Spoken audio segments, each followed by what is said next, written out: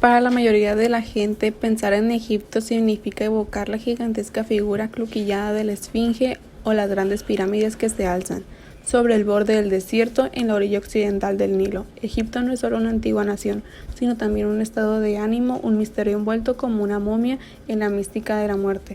Sus grandes restos arquitectónicos son edificios dedicados a las prácticas funerarias. Sus pirámides son como gigantescos monículos funerarios artificiales. Sus templos bordean el río, con sus repeticiones infinitas de columna tras columna, de patios y cámaras que conducen a otros patios y cámaras. Es la arquitectura de la permanencia, la inmutabilidad, una arquitectura de grandes masas y monótona regularidad deliberadamente vinculada siglo tras siglo a las mismas formas y detalles que se repiten una y otra vez durante un periodo dilatado en el tiempo como el transcurrido desde entonces hasta el momento presente.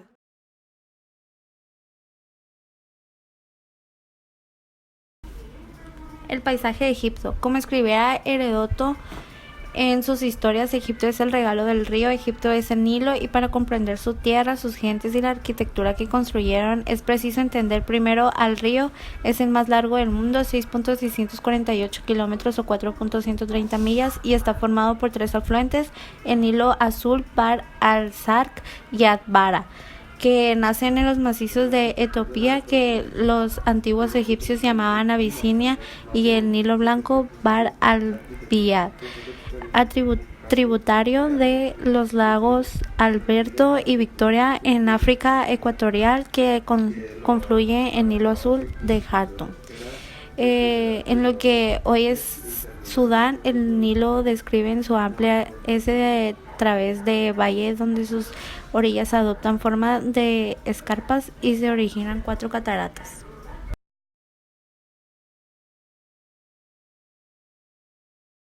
La cultura de Egipto. Seguros en su paraíso protegido por el desierto, los antiguos egipcios vivían apaciblemente los interminables siglos de la vida determinados por el sol y el río. No percibían el cosmos como algo sujeto al capricho de los dioses, sino como un todo contiguo e inmutable. En consecuencia, muy pronto desarrollaron una visión de la vida profundamente conservadora, a diferencia de los ciudadanos del siglo XX, que creen en el progreso, en que las cosas mejoran progresivamente a través de la intervención del ingenio humano. Los antiguos egipcios no tenían ese concepto. Para ellos, las cosas nunca serían tan buenas como lo habían sido en el tiempo de la creación, esa época dorada en que los dioses habitaron la tierra. De ahí que siempre tratarán de recrear ese tiempo perfecto.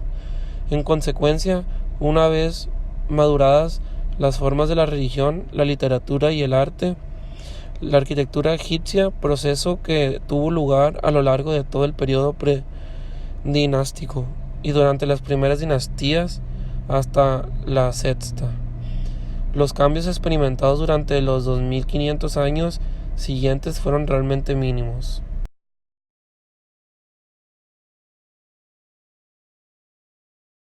Historia de Egipto. Hacia el año 5500 a.C. aparecen los primeros poblados a lo largo del Nilo y gradualmente se van desarrollando dos culturas.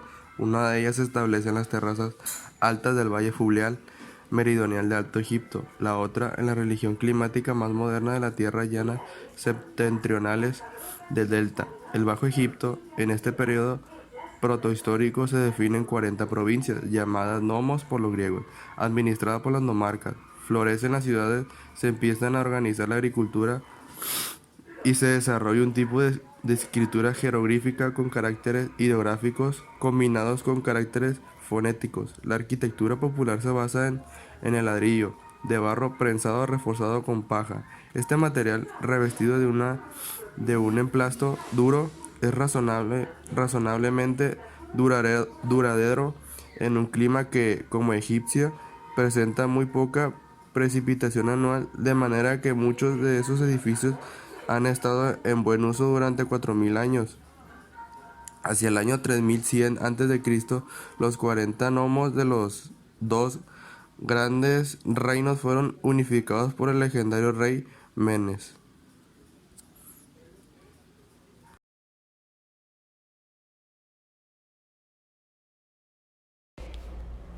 La pirámide escalonada de Zoser en Saqqara. Las primeras sepulturas predinásticas antes del 3100 a.C. eran unos rudimentarios fosos excavados en la arena a modo de criptas y cubiertos con losas de piedra. Aunque no era infrecuente que los chacales excavaran y terminaran por desenterrar los cuerpos, así pues, esta práctica evolucionó hacia la construcción de un edificio encima de la cripta, cerrado por paredes de ladrillo de barro prensado.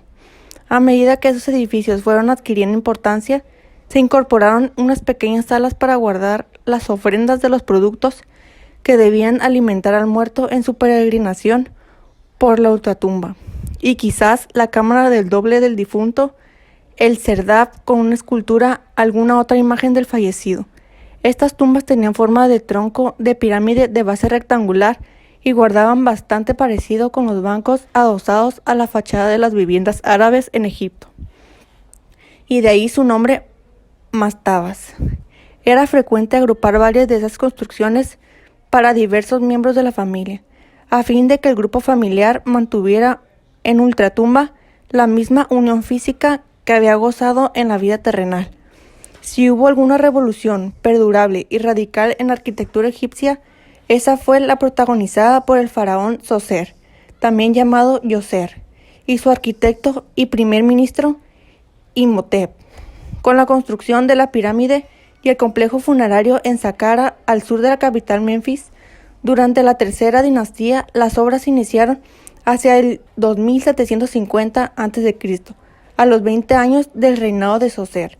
Las innovaciones introducidas por Imhotep fueron de dos tipos. En primer lugar, tradujo en piedra la forma constructivas de los edificios del Alto y Bajo Egipto, sustituyendo el ladrillo de barro prensado, las haces de papiros y los troncos de árbol, materiales habituales hasta entonces en las construcciones reales, por la piedra caliza labrada, aunque no se tratara de grandes sillares, sino de pequeñas piedras talladas usadas de madera similar a los ladrillos. En segundo lugar, inventó literalmente la pirámide. En el conjunto funerario de la tumba y la pirámide de Zoser está rodeado de un muro de 10.4 metros de pies de alto, configurando un recinto rectangular de 554 metros de largo en la dirección norte-sur y 277 de ancho en la dirección este-oeste.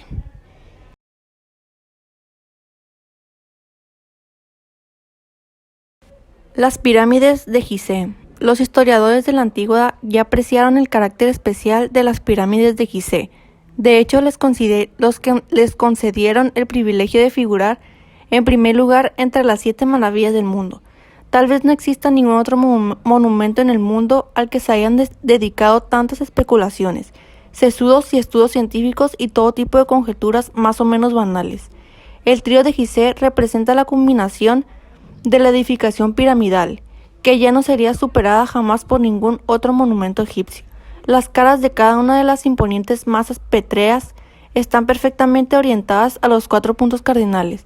La primera que se construyó es la más septentrional y la de mayor tamaño de las 3. Fue erigida por Keops, el segundo faraón de la cuarta dinastía, aproximadamente entre los años 2680 y 2560 a.C. La siguiente, inmediatamente al sur de la anterior, fue la construida por el hijo de Keops, Kefren, en egipcio Jafra. El tercer faraón de la cuarta dinastía, más tarde, al sur-oeste de la pirámide central, el faraón Milquerinos, en egipcio Menkaura, hijo de Kefren, construiría la tercera y más pequeña de las 3. La innegable fascinación que ejercen las pirámides se debe sin duda a 2 faraones, su imponente tamaño y la precisión con que fueron construidas.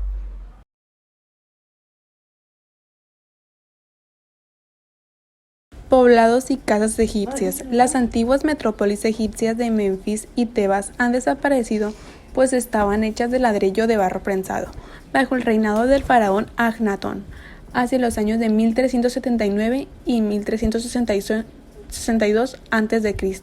Se fundó una nueva capital, Akhenaton, el horizonte de Atón, en el centro geográfico del antiguo Egipto, actualmente Amarna o Tel el Amarna. Esta ciudad pretendía ser la sede de la revolución religiosa emprendida por Agnatón. A la muerte de Agnatón, la ciudad y sus nuevos templos fueron demolidos por los sacerdotes de Amón y las piedras del templo empleadas para construir otros edificios. A pesar de ello, los escasos restos que conservaban de la antigua Agnatón han permitido la reconstrucción de una espaciosa casa de suburbio septentrional de la ciudad. El acceso desde la calle se realizaba a través de un portal inserto en el muro circundante. Inmediatamente a la izquierda estaba la casa del portero. En el interior de un jardín cercado por un muro se alzaba una capilla dedicada a Atón, el nuevo dios.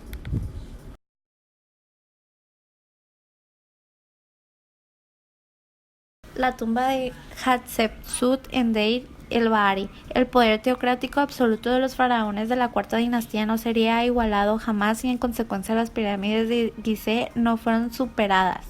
Los faraones subsiguientes erigieron pirámides más reducidas, pero a partir de la fractura que supuso el primer periodo intermedio, las tumbas y los templos reemplazaron a las pirámides en su categoría de grandes obras reales. Hasta los dioses acusaron esta revolución, ya que el papel de Ra como dios principal fue suplantado por Amón, cuyos sacerdotes estaban centrados en torno de Tebas, en ciudad emplazada en pleno Alto Egipto, establecida la capital de Tebas, lo que señala el comienzo del imperio medio o tebano. Bajo su influencia surgieron dos grandes templos dedicados a Amón en Karnak y Luxor, ambos al sur de la capital, del margen derecho al río.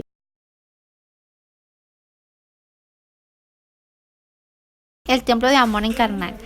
Los templos egipcios eran algo más que lugares de culto combinados de su función religiosa con los centros de aprendizajes y la administración para la nación. El templo egipcio y el edificio público más importante de la época del Imperio Medio era mucho más que una iglesia tal y como solemos entender este concepto hoy. Era también lugar de residencia y adiestramiento para el inmenso aparato burocrático del país. Los sacerdotes impartían la enseñanza de la escritura y la pintura para garantizar que las imágenes e inscripciones de la tumba fueran correctas. Los grandes templos incluían escuelas, universidades, bibliotecas y archivos. Eran centro de administración gubernamental, de estudios científicos y médicos y de la administración agrícola, y servían como graneros públicos y como obradores.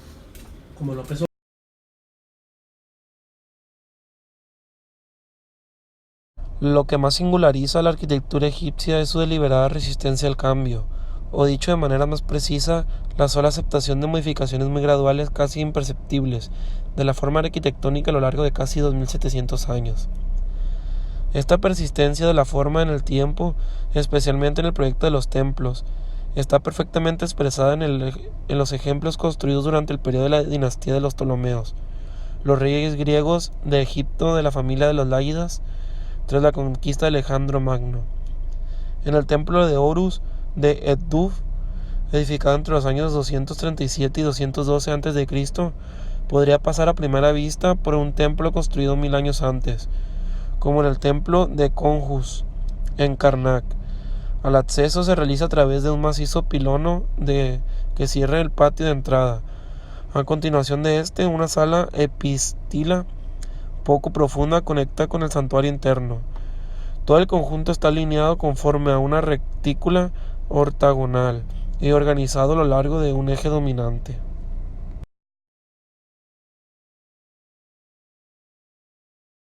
La permanencia. Durante 31 dinastías, más de 2700 años, la arquitectura egipcia solo experimentó con cambios realmente muy sutiles. Los fines de la cultura egipcia y la arquitectura alojaban sus instituciones eran la continuidad y el orden. Este interminable esfuerzo por contrariar el tiempo, la muerte y el deterioro puso al arquitecto al servicio de la tradición.